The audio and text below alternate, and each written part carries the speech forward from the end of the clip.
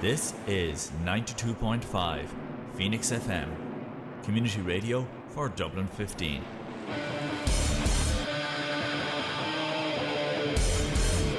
Hey everybody, it's JB Jeremy Borash, and you are listening to Darrow O'Connor on the...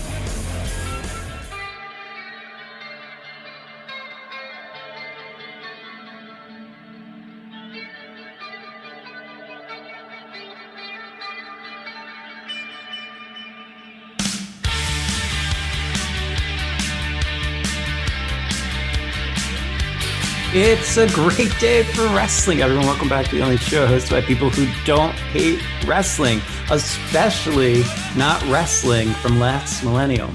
Absolutely.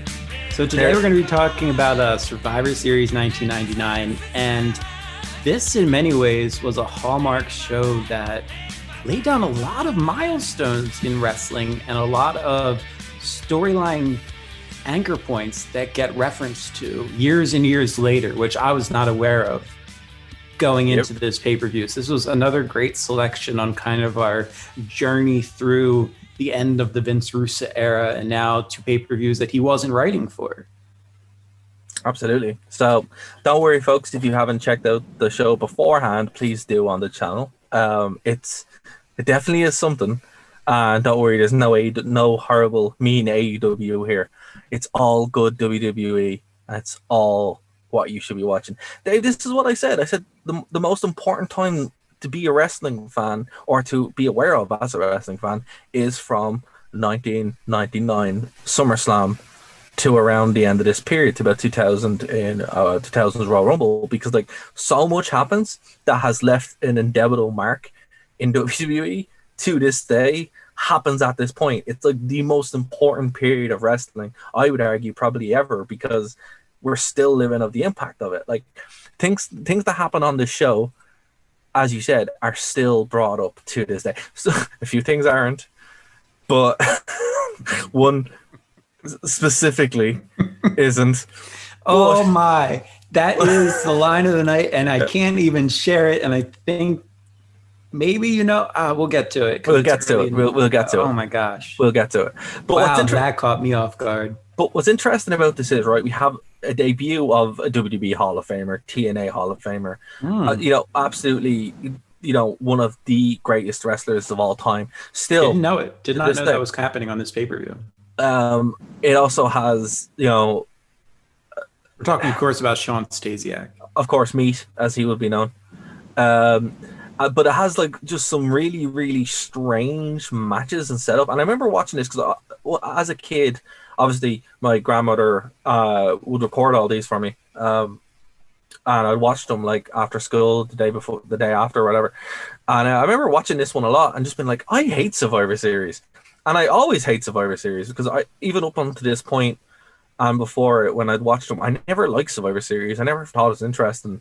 I never had like the love for the traditional Survivor Series matches, particularly in the mid '90s. But even at this point, I was like, I really hate this, considering the fact that the rest of it was so good. And the year before was what's it called, the tournament, the tournament that happens. I can't remember.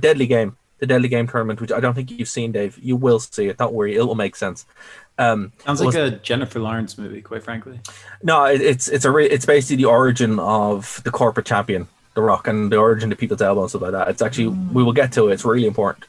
But anyway, because of that, I was like, oh, are they going to do this again? And they didn't. And I was just, disappointed as a kid. Just been like, oh, we're back to this traditional garbage, And I still kind of hate the Survivor Series matches, guys. I'm not going to lie to you. They should have just done War Games. Like, NXT got the right idea to do War Games, and Gary's probably screaming somewhere because he just knows. He's like, oh, Dar's talking about War Games again. I know Gary is always a big fan of the Survivor Series matches, but for me, I just never liked them. I really personally think that any wrestling pay-per-view that has the word war in it is worth watching. World War III, War Games. But no, I think, and also what they do now, where they have like kind of brand versus brand, and then they had bragging rights.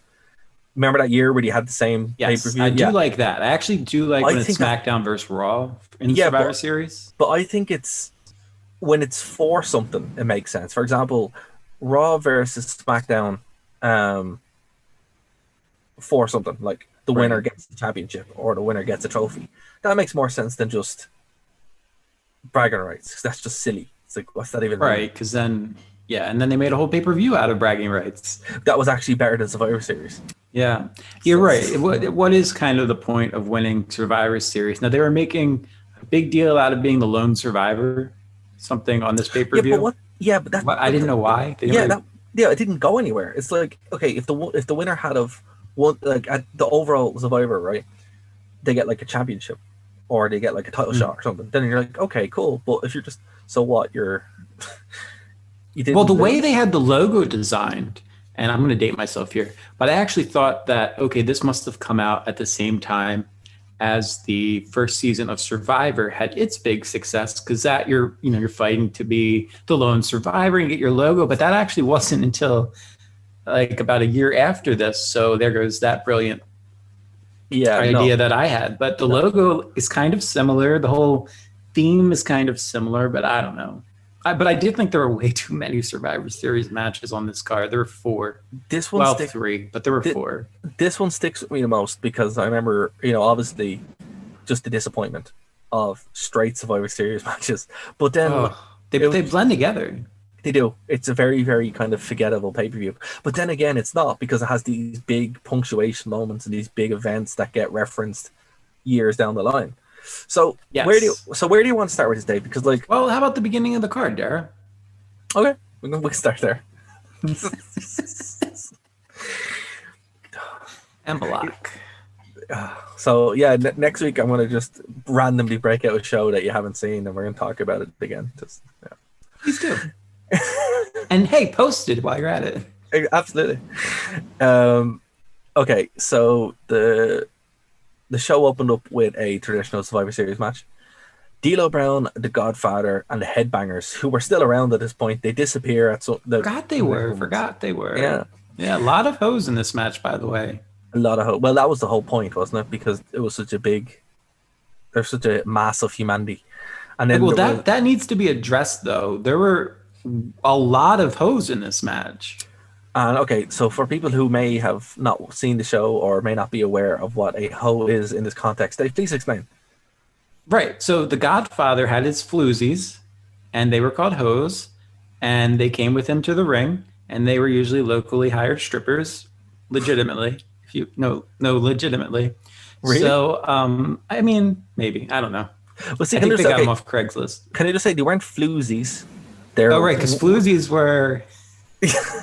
Floozies are like, what Chris Jericho's Curtis, he was a floozy. Right, of course. These are working girls. These are no, because these are just dancing girls. They're not working girls. There's a difference there. Excuse me. How dare I? I don't want you to insult one old profession for one almost as old profession. Anyway, I interrupt. Continue. Right. So why did you throw this to me? We've covered this on this show like 5 times. We've talked about the Godfather for multiple weeks. The point is he brought a lot of hoes with him to the ring, and JR was really into them. That's because there was like 8 dudes in the match. Like, you had to bring one for each, and then one for himself. Brought like 4. Jerry Lawler had a really creepy line about the one in blue, and I'm like, it was bad. It was Jerry Lawler being Jerry Lawler at his Jerry Lawlerist on this pay-per-view. Did you write it down? I didn't write it down, but it was something. I'm not saying it. Okay, fair. I want you to say it. I want your mom to walk in your room again.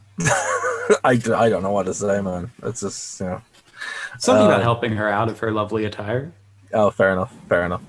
Isn't it? It was along those lines. The point is, there were like 4 or 5 of them. They could have been their own Survivor Series team. This could have been a 3-way, quite frankly.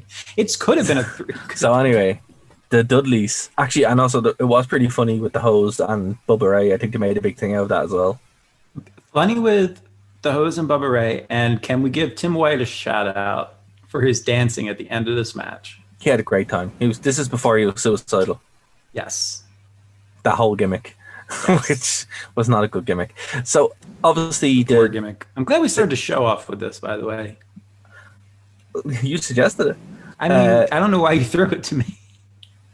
So D'Lo Brown and the Godfather and the Headbangers won the match, which was kind of weird, but it kind of made sense. It made everyone kind of happy. The Acolytes still weren't like the friendly Acolytes that everybody liked with the APA yet. That wasn't a thing. Right. So is that a Nokian on their chest? I'm assuming it is based on. Yeah, it's supposed to be, from the satanic stuff that they were doing. Well, actually, that wouldn't be satanic. That would have been but that was angelic. That was the. Let's get our occult history correct here. Fair. They're occultic symbols anyway, but they're just. Curious as to what it said. I don't think they even know what it says. Do you think they just did the pattern? Because that's a shame. Because I do have a book somewhere that actually has the meanings. Not right. for their, I'd have to actually look it up individually, but I'm curious if somebody on staff actually was like, we're going to write something that makes sense, or if there's like, this looks pretty. I would heavily lean towards the second one. Okay. But if you guys do know, let us know in the comments below, because that would be pretty cool. Can you imagine painting your chest for several years with symbols and somebody coming up to you being like, so what did that mean? And you were just like, APA? Dude, people get tattoos that they don't know what they mean. So, come on. Like, people be people. People be people. So, it just is what it is at this point. But if anyone does know, let us know, because that would be cool. And, so the Dudleys obviously weren't super over yet, and the Acolytes were just kind of floating. So, it kind of made sense. The next match was interesting because Kurt Angle showed up. And he defeated Stan Stasiak in one of the most disappointed matches ever. This is one of the worst debuts I've ever seen. That was very well wrestled. It was a good match, but here's my problem with it. Weird. Sean Stasiak looks way too good.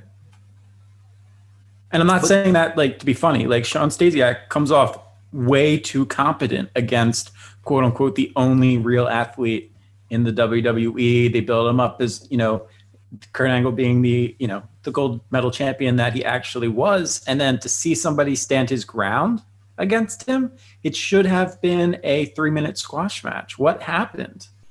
Well, they didn't know what to do when you had to play for time. You also didn't know if Kurt Angle would be any good yet. So they're like, okay, go out there and just, you have 5 minutes. And it's a 5-minute match. And again, like, what's Kurt Angle actually going to do, at this point? Like, I'll tell you what he did. He was fast, man. He was fast on those counters. When he would spin around to throw on the arm locks and such. Holy cow, I forgot how good young Kurt Angle was. We haven't done the show on it yet, but it really made me think of that 2005 match he had against Brock Lesnar over in Japan, when just both of them soaring at a speed that you forgot that they were capable of when we look at them from 2020 hindsight and 2020 the year hindsight. I was watching something from TNA the other day, and it was when he did the flip off the top of the cage. No, he did a run and flip. I think it was onto AJ. I was just like, oh my god. He would do a lot of somersaults. Yeah, and he also did moonsaults off of steel cages. He did some crazy stuff in TNA. And this was 2011. Actually, the best match I've ever seen in my life was, not to go too far off topic, but the best match I've ever seen in my life was a house match in Dublin between AJ Styles and Kurt Angle that went on for an hour. I buy it. It was unbelievable. Like, absolutely amazing. But anyway, this match was super good. I think it served its purpose. It served its purpose, but it didn't do anything for Kurt Angle. Like, it. You know what though? I will say this: he was good on his mic. He was good on the mic for it being his first appearance in front of a pay-per-view crowd and a live crowd, to be able to get out of the match and cut a quick promo, even though they didn't have the volume for the mic up. But they wouldn't know what to do with him until Royal Rumble. 2000 is when it starts getting more. He gets settled in, and he starts working with Jericho. That's when it really clicks, and then they start working with Benoit. So it was what it was. For me, looking back, and even now, I'm like, okay, it was a good match, but it was silly. It had no build. It was just there. So Yeah, it was disappointing. It was kind of cool though to hear Kurt Angle's music without the fans chanting "You suck," because I'm curious at what point they started doing that. So It I'm started going to enjoy this after build. after he had his feud with Edge. Edge, who yeah. well, we'll get to. Yeah, so basically that feud was over a shampoo commercial in Japan. And Edge challenged Kurt to a hair versus hair match. Right.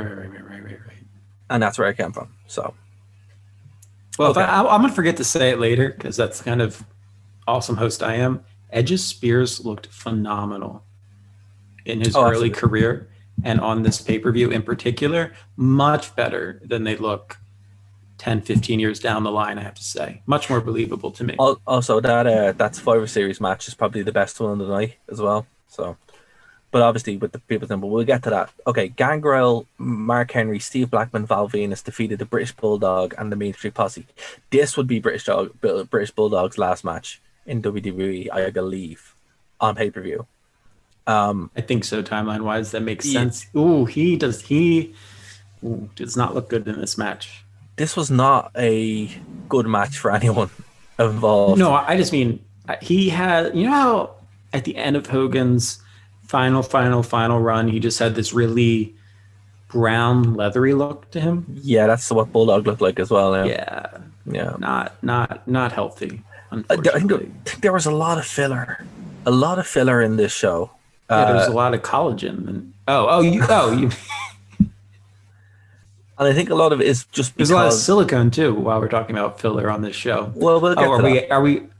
Did we get to it? Or was that during the Ho train? It could go either way, ladies and gentlemen. Absolutely. But, I think, it was what it was. So, the next match we have is... Oh, God. The 8-woman tag team match. So Deborah, the Fabulous Moolah, Mae Young, Tori defeated Ivory, Jacqueline, Luna, and Terry Reynolds. So this was... Wait. How are you? What is wrong with you tonight? Why? Seriously, are you just going to keep skipping everything that's important? What did I miss? Prior to this match is one of the greatest backstage segments in the history of WWE, and that is good old Michael Cole going into the Divas locker room for an interview.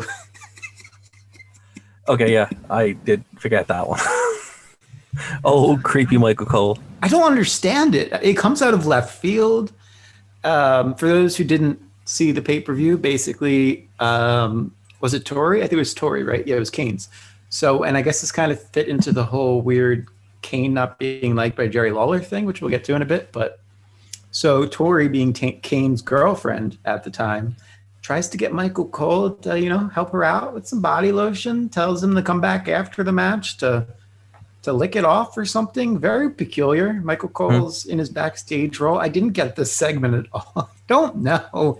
But see what the problem with late 90s WWE is? I'm still trying to make the storylines make sense because in my head I can still tie it into a bigger storyline that's some weird subplot of a soap opera happening. Well, remember, Russo wasn't writing this now, so a lot of this is kind of floating, and that's the problem with this until about Royal Rumble 2000, when someone actually new takes over and has some kind of consistency. So a lot of weird stuff happens at this point. So just bear that in mind. That it probably means nothing, because I don't think they ever brought it up again. Oh, but still, good attempt.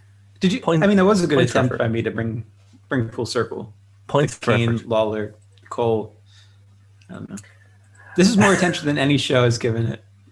That possible connection probably ever. All right, we'll continue. So this match was awful. Yes. Mae Young and Moolah, I have no idea why they were wrestling. Because at this point, they had used them so much as comedy. It just made sense to bring them in. And I feel bad for them. They got used very well in the mid-2000s because there was a certain level of respect, I guess, that we had for them, which I guess you wouldn't have had if not for this as a modern fan. So I understand. That's exactly what Lawler is cruel. Yeah, but this is Lawler being his most Lawleriest. This was Lawler at his most Lawleriest. So, literally, this is peak Lawler. And Luna, my goodness, that hairstyle. Next pay-per-view in the timeline, it's even worse. Like Lawler.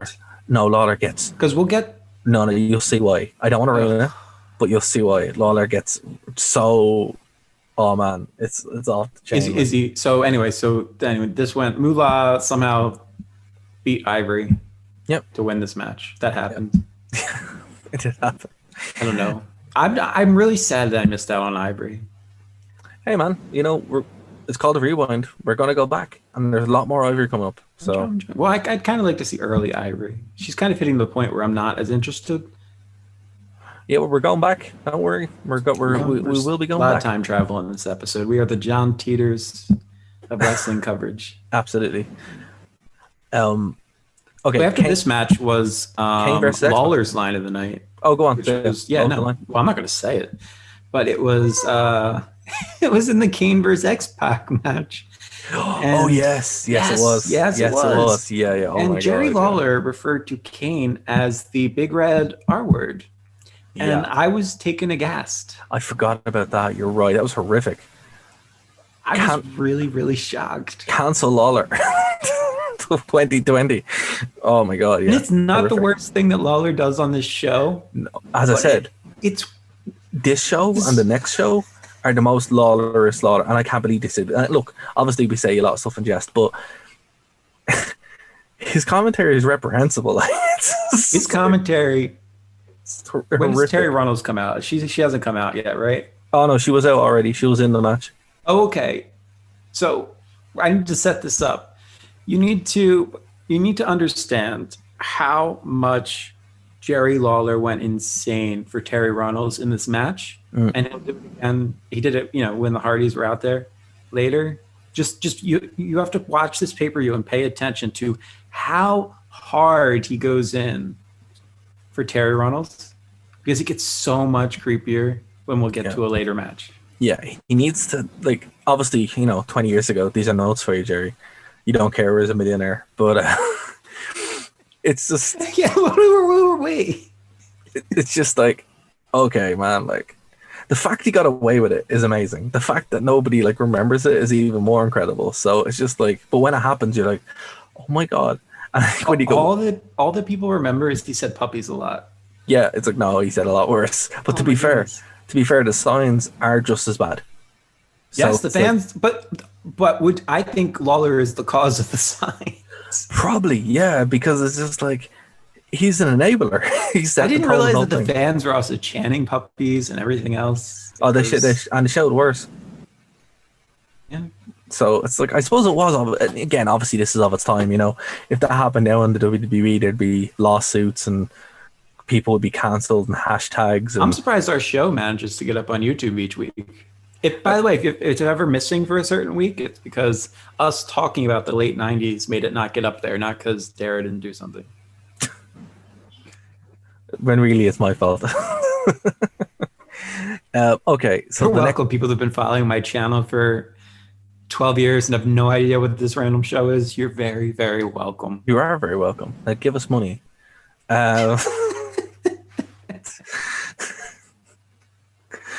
Okay, so the next match is the Big Show defeating the Big Boss Man, Prince Albert, and Viscera. Now this was a weird match because it literally came out of nowhere. This was terrible. Prince Albert, finally. All these years I've never actually seen a Prince Albert match, and all I had to do was see his get up, and I went, oh, now I get it. Yeah, that was the whole gimmick. It just rolled out for you. He literally went, we got a really hairy guy. What are we going to do? Put him in mesh. See, the whole thing, he was supposed to be like a piercer. Prince Albert. And he'd actually I'm aware of what. Yeah, thank you. And that's what's in this little kit. That's the piercing kit. And well, wait, could you... See, I filled people in earlier about the Godfather and the hose. Could you explain to people what Prince Albert is? I don't know. Would you recommend that our viewers Google it? Images? I know Prince Albert was a king or prince at some point in England. Well, you better. It's your next door neighbor. Yeah, I don't know. I wouldn't recommend Googling it, but I would do image search for it. Anyway, we had Midian wearing Midian, I felt sorry for him. Why is this guy around? I'm so sorry. Please don't come kill me. But why is this guy alive and wrestling? The reason was because the Ministry had broken up and the Undertaker was injured. So all the Ministry of Darkness was, to be fair, right? The Ministry and the corporate Ministry were like half the roster. But who? And nobody. I don't understand. Like, I don't understand. Why does Midian exist? Because Midian was actually, he was like brainwashed and like, okay, here's what we're gonna do. You're missing me. Why does Midian have a contract and exist? Because WWE had a lot of filler before during the Attitude Era. Wait, his stepfather was Ron Slinker. And his mother was Lorna Slinker. Doesn't have a page. Used to have a page. It got deleted from Wiki. This was some weird form of nepotism. I don't. No, Dennis Knight had been around for ages, right? So. Oh, why? Because he just was a good hand. He had a lot to do. No, he had a lot to do. But anyway. Oh, I don't even think. Oh, we haven't even got to Naked Midian yet. You're in for a treat. That's in 2000. That's not a thing. That's much. No, it is. That's much worse. Thing. It is a thing. That's not a thing. It is a thing. What? It's not a thing. You just wait. So basically, at this point, as I said, a lot of the corporate Ministry were kind of just left floating because Russo was gone and Undertaker was gone, so there was nothing to do. And so that's why you're getting Midian and Viscera and Big Boss Man just showing up doing random things. But we have to talk about this, right? Big Boss Man's, sadly, this is what he's known most for now. So Big Show's dad had died in real life. Oh yes, this is one of those big storylines that we've talked about. But it wasn't a storyline. It was real. His dad actually died. Wait, and really? And they turned it into a storyline.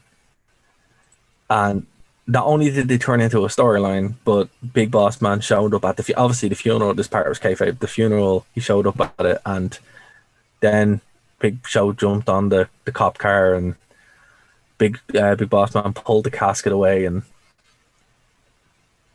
so that's the part that I'm talking about that people always reference.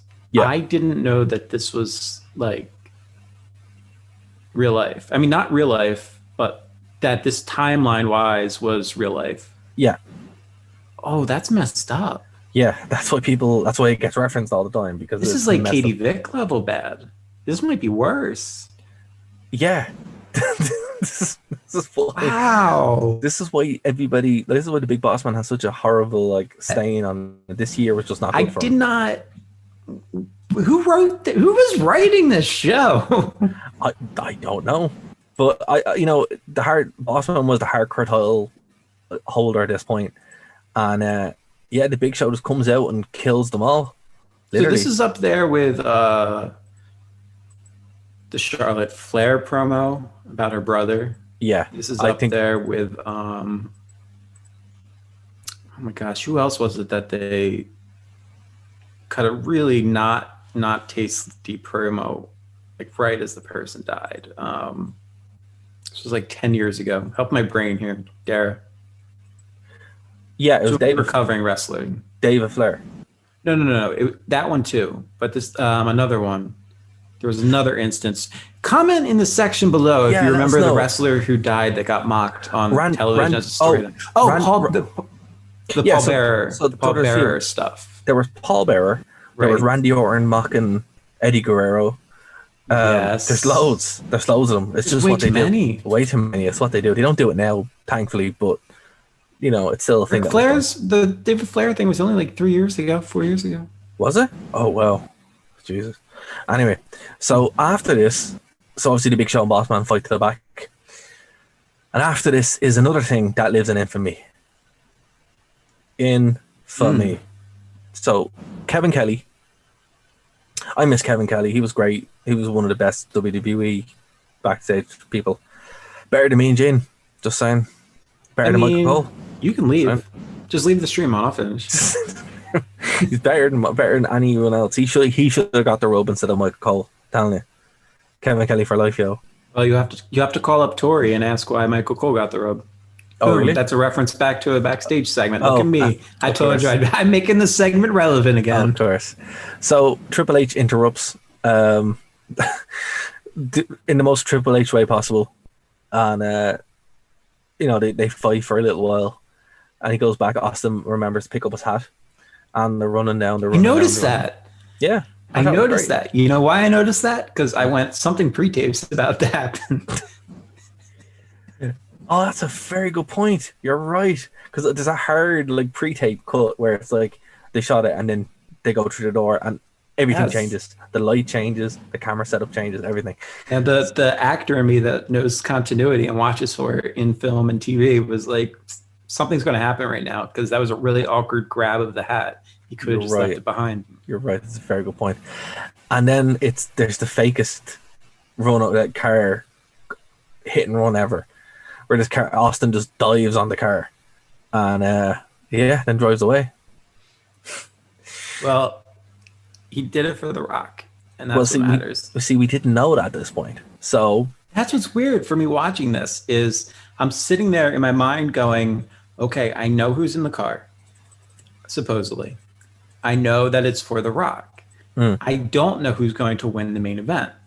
So in my head, I was convinced The Rock was going to win, and I was trying to figure out how Rikishi fit into this whole pay-per-view.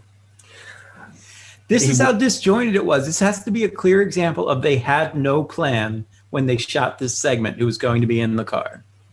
They didn't. And I postulate here to you on today that because Jerry Lawler on commentary makes a claim that the person driving the car had blonde hair, as if to point fingers at Billy Gunn, that and only that is the reason why it's Rikishi. It makes more sense than what they actually said. So this would obviously in storyline take Austin out for months, and he'd return a year later at No Mercy, right? Which is a pretty cool match. We've talked about that before. We will talk about it in the future as well. But it also opens the door for Austin to be gone. So this opens up the rise of Triple H and the rise of The Rock. Very important. This is the point that the WWE changes and becomes what you think it is. I would say that while Stone Cold Steve Austin is probably my favorite wrestler of all time, or most impactful wrestler of all time for me, he's bigger than Hulk Hogan and deserves more praise than that. But I would argue, if it wasn't for this happening, the WWE wouldn't have reached its heights that it did. 2000 is a very important year, and you'll see why. And it is solely because of The Rock and Triple H on the top of the card. But also with that, all the people. Wait, more Triple H at the top of the card? You mean we haven't finished covering that era yet? It's just coming into it. Good Lord. Now I understand why people come 2003 were not watching this product anymore. Yeah, well, you're about to see the best year of wrestling. Yeah, well, unfortunately, I'm really liking Triple H during this period. He's actually phenomenal. Yeah, so, but this is what I mean. The Rock comes into it. You have Cactus Jack coming back. You have Mick Foley really going for it. The Undertaker returns with the American Badass. The influence of the Radicals, Jericho. It just all kind of hits in, and it only happens because there's room made. So, while it's unfortunate that Austin, this is pretty much the end of Austin's career, really. He has another 3 years, but they're very slow and they're very different. He's going off in real life to get the next surgery that happened because of Owen Hart. Walkout. No, this wasn't the walkout. This was way before the walkout. It's not got. That's what I'm saying. What year is that? 2003. Okay. This is way before it. This is literally because of the. This was the neck. Paul Driver. Yeah, the neck. This is the Paul Driver thing that's just been building up for years. And he's gone for about a year. Owen Hart. 99 really was your year. Oh God. I'm sorry. I'm sorry for everyone who got offended by that. And we called Jerry Lawler reprehensible. I'm just trying to do my part. I'm deplorable. Dave doesn't care. He's like, yeah, whatever. I stand by it. Okay. Jesus. Okay. So moving on, we have the next line. We have the next match. And I don't know, man. Okay, what do you think of this China Jericho feud? Because it's Okay, in hindsight. okay. Sorry, go on. I'll let you talk. No. I'll let you, please. Okay, well, Okay. I won't actually let you. This match was terrible. No, not the match. Oh, The feud. I I need to know. mean- I need to see. I need to know what the overall opinion of somebody who didn't grow up with this was. China's not attractive. I don't enjoy these matches. Yeah. What let me say? You got Miss Kitty standing out there next to her, which is a very poor choice on the part of whoever is doing this. China should not be contrasted against somebody like that. And I was very disappointed. I thought that I was going to like China during her like quote unquote prime. And we saw some good build up with Jared, even though I thought, I just think she's really stiff. I'm sorry. And when I say, that comment, it's not even so much about her looks. It's more just about like the clear steroid usage. It just grosses me out. Like it's just her makeup or whatever. It's just very bizarre. And I don't like this. I thought this would be a good match because Jericho does some insane things in this match. He does like a top rope plancha diagonally to the outside of the ring, which was gorgeous. China messes up so much. Well, it's funny. There's a match coming up that's kind of like the bookend to this at the Royal Rumble. So put a pin in it. Royal Rumble 2000 is kind of like there's a triple threat match, and Jericho talks about in his book. Okay, but I'm done. Like at this point, I just want you to know right now. At this point, like I've been watching the China build. I've been watching her get her IC win, and I just don't. I want to be done with her. Don't worry. The end is coming soon with this Jericho feud. As I said, the Royal Rumble sets up Jericho to start feuding with Benoit. Oh, and we did get some of our Jerry Lawlerist with the Miss Kitty being out there. Obviously. And I don't know if I even blame him because that's fair. That's fair. Jericho looks class in this, though, I must say. Like the beard. Oh my gosh. It's just like, that's a cool look. I think that's the coolest Jericho ever looked. And remember, this is only like 3 months after he debuted, so he's like properly like, he just oozes main eventer already. Yeah, he's properly putting over. Such a cool, like, Jericho's best years are obviously like ahead of him at this point, but nothing makes me love Chris Jericho more than seeing him get pinned to a botched pedigree from the top rope. I'm just like, yay. But the fact that he still took that move was, just shows you what he was willing to kind of do. As he said, take insane stuff, but that's my problem. Like, I thought China was, now granted, I'm graced by modern WWE female wrestlers who are very, very talented, but I thought China was some amazing talent that was unstoppable in the ring from a standpoint. China literally is just roided up, and China was just the first. Yeah. That's all. Not impressed. She was just the first woman to do all the things rather than to innovate, which would come many years later. But then that is a great point. I'm so glad you pointed that way. China did it first, but she did not innovate. No. Innovation will come. But remember, after this point, from about 2003 till about 2017, 16, women's wrestling would be atrocious in WWE, and women in general. Well, no. 2012? 15? Yeah, like that's what I mean. AJ came around and but that's still very recent. Well, she was the first. She was the first of the females to actually be good. Yeah, well, that's what I mean. Like it took maybe 20 years. Well, because we had to watch the Bellas be in charge for 5 years. But that's what I'm saying. It's dude. I was on a wrestling news site this week, and I saw a story that John Cena totally called Nikki Bella, and I totally didn't click on the story, so I don't know what the call was about. You did click on it, didn't you? I didn't. I honestly didn't. Like that's literally how uninterested I was. Oh, fair. I thought it was a bit. I was just like... No. If you go on the sites, this actually popped up as a YouTube video suggestion. It was like your WWE news of the week. John Cena calls Nikki Bella, and there were like 3 other things on there, and I skipped it. I didn't watch it. It's like, is that the clickbait? Is that how you're trying to get me? Fair. But yeah, so China did win with, as you said, a botched pedigree from the top rope. And this would set up, obviously, further down the line. So we're still not done with the Jericho thing, but we're nearly there. Jericho will get his comeuppance. He will get the IC belt very soon. So we're Can I almost say there are way too many low blows on this pay-per-view? I know we're only halfway through it. The pay-per-view is, you could tell, you could tell they were just trying to run through it. And as I said, it's not a bad show. It's like the definition of filler. It really is just filler show. But there's so many things that you remember forever. Yeah, exactly. How can you have a filler pay-per-view that also stays with you forever and has iconic moments? It's so bizarre. It's crazy. It has these crazy moments that as you said, they're iconic. But then the actual wrestling itself, you're like, man, what is this? Like, what am I watching? So yeah, the next match was just another cluster, an absolute cluster of but in the best way.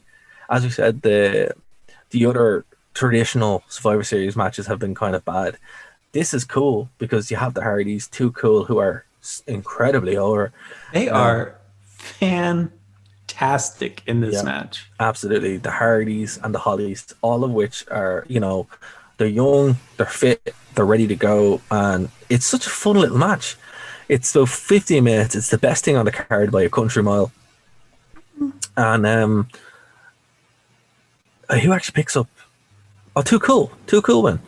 I know Too Cool win. I'm saying I take the main event though. That'd be better. This wasn't the best thing on it. This was a bit. This was the first half of this was incredibly sloppy. Yeah, it was. But I think the Hollies and Too Cool work kind of well together. So when he started functioning as a team, it was cool. Yeah. Now this needs to be addressed. I've been saving this up. Like I've been waiting all night to blow this one. Go on. So I set you guys up earlier with Lawler, really diving into Terry Runnels and just how infatuated he was with Terry Runnels. And that is some of Lawler being his Lawleriest. Some of the other Lawleriest, which at some point is just going to come out like I'm talking about Hugh Laurie, is the way that Jerry Lawler talks about his son, which at this point I did not realize they actually were acknowledging was his son, because Jim Ross would actually talk to them about that. And that commentary, by the way, deserves some mention. I'll get to that in a second. But so Jerry Lawler is marking out hard for Grandmaster Sexy, and I mean hard. Hold on, can I just stop you? It's not Grandmaster Sexy. It's Grandmaster Sexy. Okay. Well, you can get it right. Thank you, JR. I appreciate that. But the point here being that the commentary during this match lets you know that Jerry the King Lawler is definitely Brian Christopher's dad. Yes. And Brian Christopher starts dancing in front of Terry Runnels, who Jerry Lawler has been making comments about the entire night. And then he starts encouraging his son to be with the girl that he was making the comments about all night. And I'm sitting there as if you were going, what am I watching at this point? I don't like that. I don't like that connection. Creepy. Oh my God. Wow. It was so creepy. And these are the kind of things that I focus on when I make notes for So what these we need to do is we need to time travel and give these notes to Jerry Lawler so we can make the changes and be like Jerry Lawler, don't hit on a woman profusely and then set your son up with her. That's not what you should do during the course of the commentary of a pay-per-view. Imagine that little 9-year-old Dave is really confused. Imagine that was your job. It's like, well, what did you do today? Well. Oh my God. I don't know. I don't know how you go back to it. But I will say I did appreciate Jerry Lawler and Jim Ross as a commentary duo. Oh, they're great. At points during this night. Yeah, they're great. Right before the main event, I'm just going to talk about it now. Right before the main event, there's a great line where Lawler and JR just going back and forth, because the storyline is that Jim Ross isn't really into these matches because his best friend Stone Cold just got ran over, and Jerry Lawler's questioning whether or not Jim Ross is really friends with Stone Cold, and I'm not sure what that was about. I'm sure that won't lead anywhere. And at one point, Lawler's just egging Ross on, and Ross is just like, "You're an idiot," and it just kept going. But there was something so real and so natural that, to me, it kind of hit that chemistry point of this is why people love them as a team during this period too. Look, they were one of the best teams, and to be fair, like, even though all the stuff we say about Jerry Lawler, which is 100% true, by the way, like, you can't defend the stuff he says, but it's still really entertaining particularly when you have JR as a straight man. And it's still not as bad as Jeff Hardy's 450 splash. So anyway, so the next match would be was it not terrible? It was terrible. But again, I like seeing it. Look, and I like the reaction by the commentators of what the heck is this move? Yeah, because again, like the Hardys are pretty much from anytime you see them in the ring with Edge and Christian, they're going out to steal the show.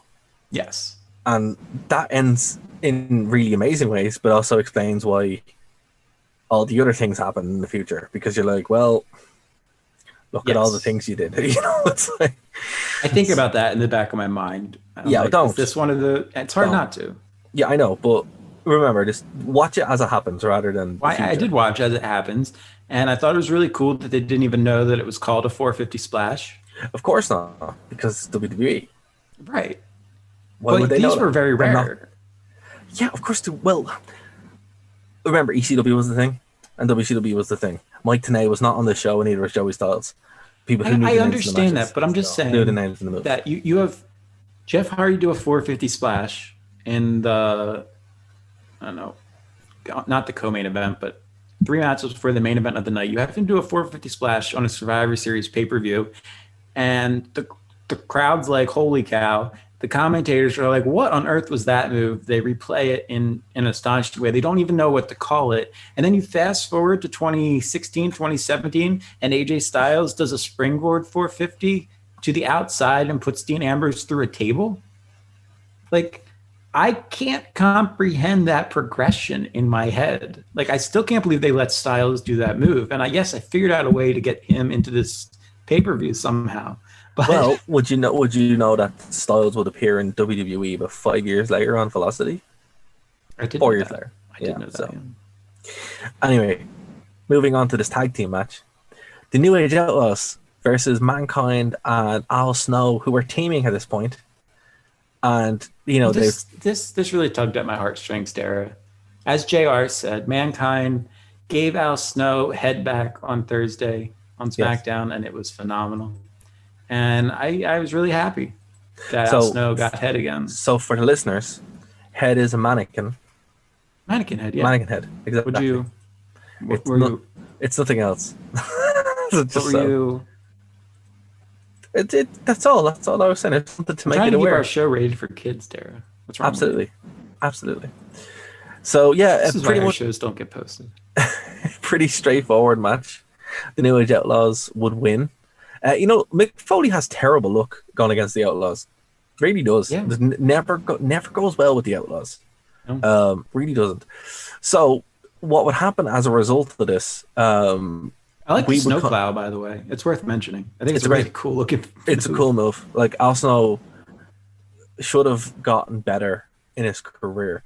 But, he should have. And I also like how indignant JR and Lawler are anytime somebody comes near their announce table.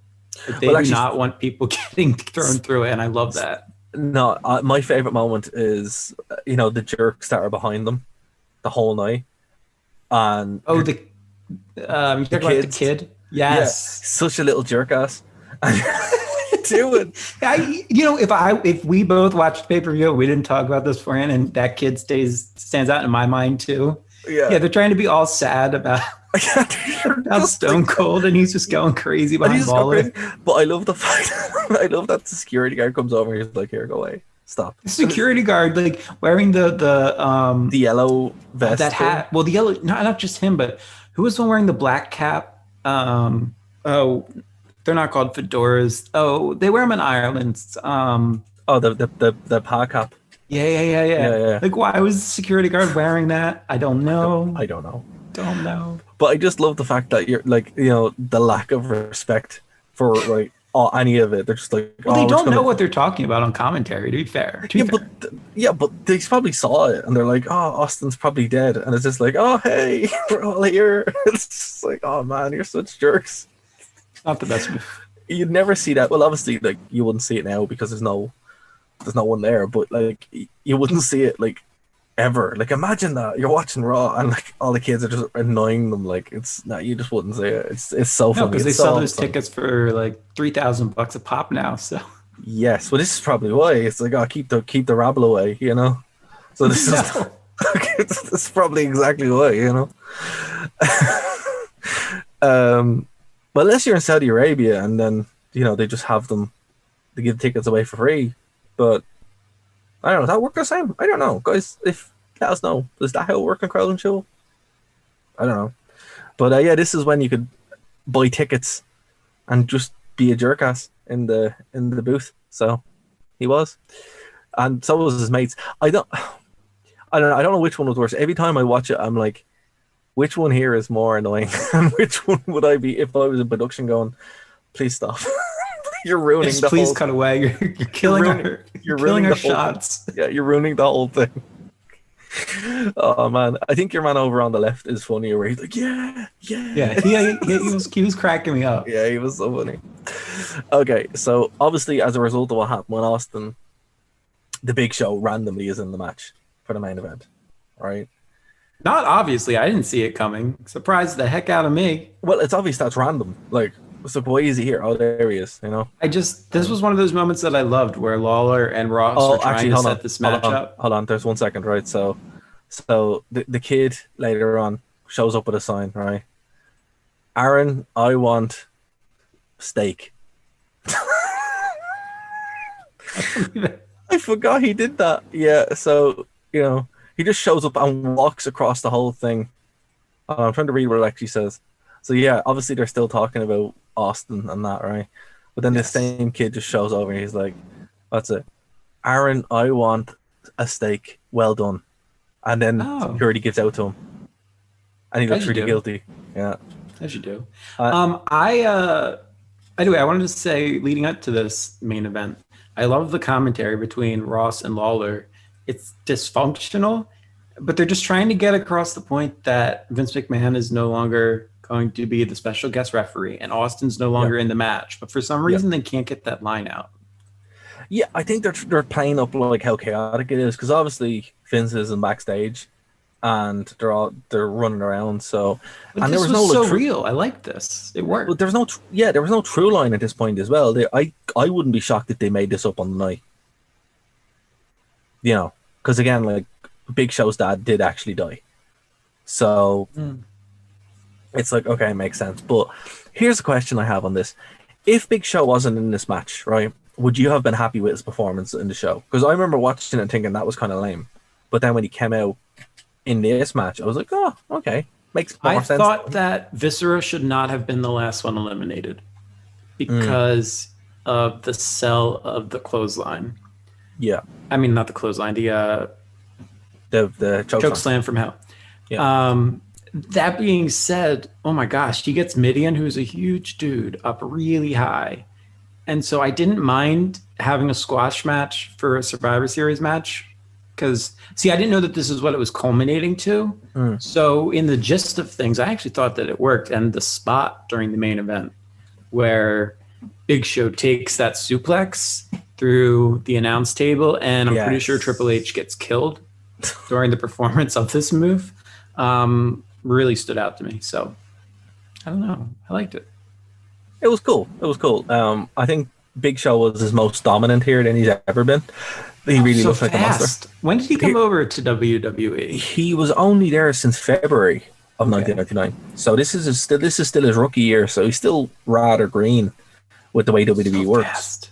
But he was so fast. He looked great. And yeah, man, like this would probably be the highlight of his career for a very long time. Do you ever forget how big someone is when we're talking about the giants of WWE? Because I forget how big Big Show is until I saw him clutching the title at the end of this match, and I realized that the championship title is the size of his fist. And then I felt like a very small man. No, I will never forget how big the Big Show or Kane actually are, because I've seen them in real life. Well, so have I, but... Yeah, I know, but we have no reference for that because Irish people are not the tallest. So okay, that's fair. We're like, wow, okay, you guys are gigantic. I forget about it. I mean, I had that same reaction the first time I saw Randy Orton in real life. But Randy Orton looks weird. Like in the ring, when you see him, he's very long and strange, and you're like, very long. But when you see him in real life, you're like, oh wow, you're huge. Yeah, but that's what I mean. My point, though, hold on. My point here with Big Show is the size of his fist when he's holding that championship belt. He legitimately looks like a giant. And I guess this is where I'm going to create a storyline that doesn't exist. I guess this is where the storyline of Big Show being a famous crybaby starts. No. Kinda. Because he's weeping. Yeah. Kinda. It's complicated. We'll get to it when it's brought up. It has its own storyline. Eventually, yeah. It's a strange. It does in like 2011 or something. Yeah, it's I don't know, but I remember thinking as a kid with this. I was going back, obviously watching it as an adult. You're like, all right, fair enough. But watching it as a kid, I was thinking, the Big Show. It kind of makes no sense. And looking back at it 20 years later, I'm like, Big Show. Okay. See, but I liked it because for me, I know Big Show's won the world championship a bunch of times in every company he's been in. He's one of the few to have the WCW, the WWE, and the ECW. I'm aware of this, but I didn't actually know when his first WWE title win was. So this came as a big shock to me. Oh, wow. I fully anticipated that The Rock was going to win this match based on what I know of WWE history. Because Rikishi did it for The Rock. Why did he do it for The Rock if The Rock didn't win? Now I'm confused. DX wasn't behind the run over. I don't know. So I'm trying to make sense of this. And I'm thinking two things in my head. Okay, Rock wins because Rikishi runs over Stone Cold, or Triple H wins because Dara picked the pay-per-view. So it was going to be one of those two things. So I was genuinely surprised by the result. And it seemed like Big Show genuinely cared about winning the championship. And sometimes we forget about that in the midst of everything else. I agree. I think this show was very strange. It had a lot of weird moments. The matches could have been better, but the actual moments that we walk away from are moments that you'll never forget. And obviously still have echoes 20 years later. As I said, it's important for people that are watching this show and listening to it that these are the moments that define your current product. These are the moments we'll remember for all our lives. And on that point, Dave, what would you give this pay-per-view of? This was wow. Before we reviewed it, I was going to give it a solid B, and now I'm going to give it a C because we've kind of torn it apart. Yeah, but in a good way. In a good way. I don't think it was negative. But I think it's wise to do it that way. Yeah, I'd give it a solid C too. The matches aren't great. They have some cool moments, but overall, it's a pay-per-view that if it was on today, I would watch and not feel bad about it. I wouldn't feel like annoyed. I'd be like, oh yeah, whatever, it's fine. But I wouldn't say, oh, you have to watch this show because your life's going to change. But then again, there are moments in it that are very important. If you have to watch something, and you have these 3 pay-per-views in a row that we've covered, Survivor Series, Rebellion, and SummerSlam. What was after SummerSlam? Unforgiven. Yeah. No Mercy. I'm sorry. Yeah. Whatever we watched. Anyway, the point was, Rebellion's probably the one to watch. It's fun. Not so many people have seen it. Survivor Series for the storylines, for sure. No Mercy for the wrestling. Absolutely. I think that's fair. And the next one in the story, in this kind of 1999 run, is Armageddon, which you're going to really like. It's going to blow your mind. Yes, absolutely. It's very good. It's one of my favorite pay-per-views. And it's really good. So, I read the result. Did you really? Yeah, it was on Wikipedia. It was in the aftermath. But I scrolled up. Oh, it's okay. If I saw it. Now I'm questioning why he's in the main event. Don't watch anymore. Oh, because of now it makes sense. Oh, okay. It doesn't. Not yet. Not yet. So what I'd say is, because Survivor listeners. So Survivor Series is next week. So actual Survivor Series. Oh, you mean? Yeah, actual Turning Point's next week. Turning Point Survivor Series is the week after that. Yeah, Turning Point is this week. Survivor Series is the week after. Right. So what we're going to do is we are going to we're going to talk about. I think we'll obviously talk about Turning Point next week, and then the week after that we'll talk about Survivor Series, and then we get back into the run of the show. I think at that point then we'll go into Armageddon. Yeah, what? Was I supposed to add a bumper there? I thought you were wrapping things up. Okay, so is there anything you want to plug before we get out of here? Yeah. Follow me on Twitter at @TheDaveStevens, please. Please. Yes. Do #SaveDave. #SaveDave. Again, guys, if you want to, if you like what we do here, please support the channel. That would be great. Either or, preferably the Wrestling Rewind.